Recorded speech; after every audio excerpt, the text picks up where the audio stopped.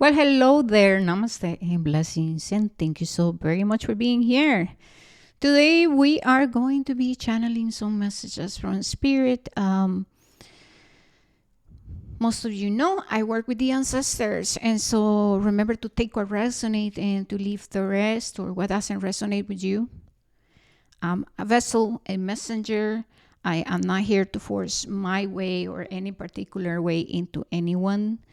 However, it's very important to understand that, the divine, the universe, Mother Nature is very organized. And um, I'm saying that because they want to bring a message about healing the masculine. And so they just want to bring perspective. And this is why we have the medicine of the red-tailed hawk, right?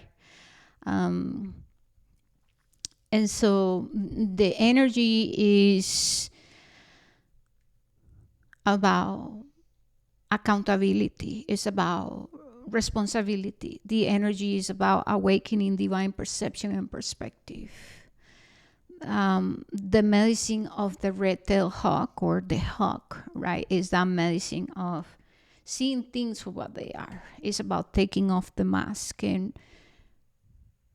seeing things with a different perspective, right? Shifting our perception of ourselves, of life, of what is God or the divine. You know what I mean? The hawk is really an invitation to broader our perception and perspective. It's about elevation, right? Um, if you research about Horus, right? So he is the new Aeon. So is the new world. And so how can we manifest differently? How can we manifest changes in our lives if we are not becoming the change we want to see in the world?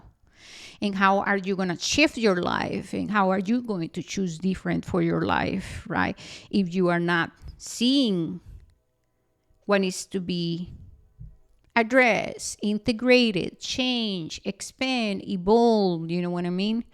I keep hearing the power of responsibility, the power of our creations, right? The spirit of the hawk brings the energy of responsibility, okay? Of showing up for our lives, going after the things that we are being guided to take care. The medicine, the hawk, is about protection, sharp view, awakening our third eye, right? So that we can then see beyond the lies and the deception of the world. Because temptation and distractions will come in so many ways. And so many of you are finding yourself, right, having to navigate circumstances and situations that are going to be testing every aspect of you. So you must know your shadow, your unhealthy habits, your unhealthy behaviors. You must practice discernment. You must mature when we're talking about our animal, right? Our animal, the lower mind, Mercury, right? We're being asked to ascend, to evolve. It's time to show up accordingly and properly. And this is not about the dismissal of fun and joy and freedom. But one thing is to be a free spirit, and another thing is to be careless. And it's to just wander in life with no structure, no purpose. So the ancestors are speaking about what is it that you're being guided to nurture. How are you attending to your life, to your day? How do you feel about consistency, discipline, starting things and finishing things, which means commitment? Are you afraid of responsibility? Are you afraid of committing? Can you take a look back at your family dynamics and find the wounded masculine? So when we're talking about wounded masculine, right, is fear of commitment, fear of speaking out, rigidity, rigid thinking, right? Lots of control, is on the chase. The wounded masculine, easy fixes, instant gratification, is driven by the animal. It's not rooted in purpose and commitment, right? So it's just lacks discipline, no self control, lacks spiritual maturity. And so, as spirit, the ancestors are saying, how do you feel about your life? How do you feel about your day to day life, right?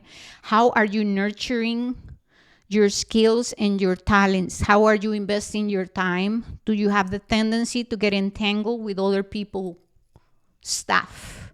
Do you have the tendency to escape your responsibilities and you just go and get entangled with other people?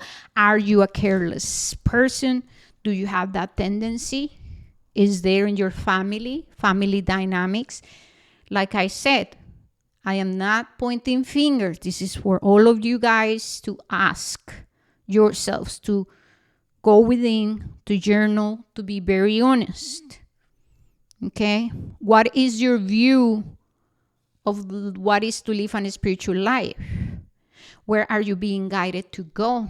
What are you being guided to create? How are you implementing? How are you evolving? How are you caring for your inner foundations? What are your inner foundations? How do you feel about your inner foundations? Can you get very easily influenced by people? And then you find yourself doing things that you know are not healthy for you, right? Or do you get out of your character just to blend in and to fit in? What's going on with the inner teenager? What's going on with the inner child, right? When we have the wounded teenager, right? That's the player, that's the girl seeking validation and approval, that are afraid of commitment, afraid of responsibility. That's also the inner teenager is the aspect of us that can be very rebellious and doesn't like authority. However, that is not to reject or to change. However, it's to cultivate a healthy relationship with this aspect of us. You see what I mean? That's what they are speaking about. Right? Then we can take a look at the inner child, right? Are you seeking the love you believe you don't have in others? How do you feel about your safety? Do you feel safe in your vessel? Do you feel comfortable sitting in your vessel? How comfortable are you with your sensuality, with your sensual energy, with your sexuality, right? What's your relationship with your sexuality too? We're healing all of that, okay? So when healing the masculine, if you want to know where you at, well, take a look at your day-to-day life. You know what I mean? One thing is to go with the flow. Yeah, going with the flow means I have to make use of the energies that are being given to me in order to take care of my life and life responsibilities, right?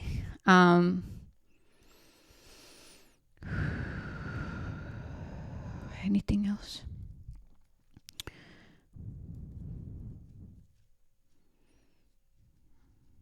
Yeah.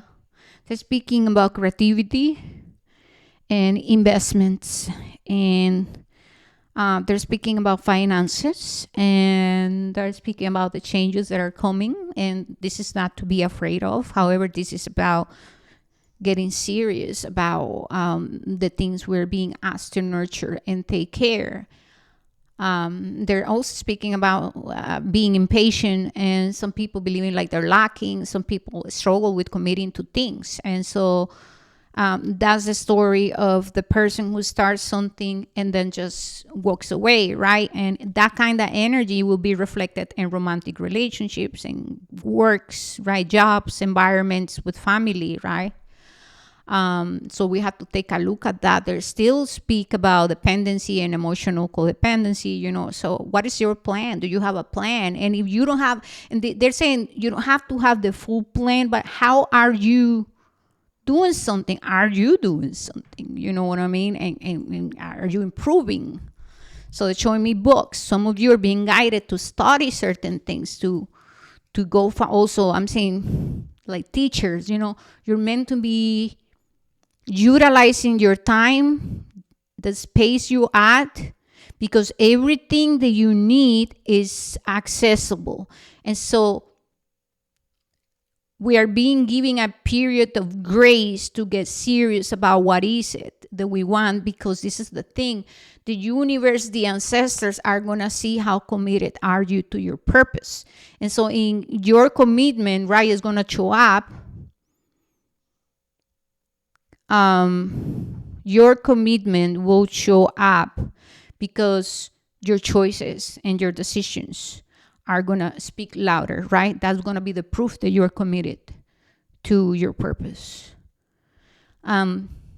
I keep hearing the lack of discipline. There's a lot of struggle when it comes to people understanding that discipline, structure, consistency, impeccability, those are part of the virtues. That's very powerful medicine for the soul, and it's deeply spiritual.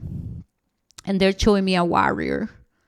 And so they're speaking about, how when you read in the ancient text and stories, you will see that a warrior that is driven by his lack of discipline already lost the battle. Same that there is a person who have no self-control.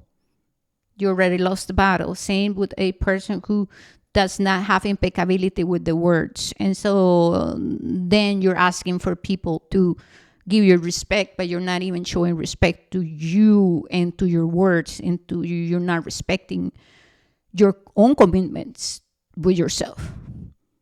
And so anything else? Damn, this is strong.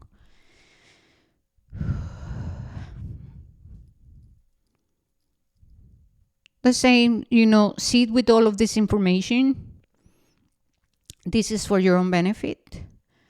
We're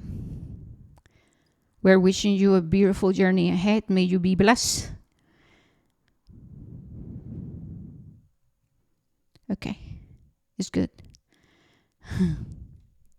All right, you guys. Well, I am grateful to be at service. Thank you to our ancestors for these very powerful messages. May you be blessed on your journey, and enjoy the dance with the mother. All right.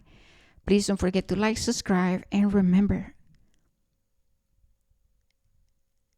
this journey requires courage, and spiritual understanding can only be gained by experience.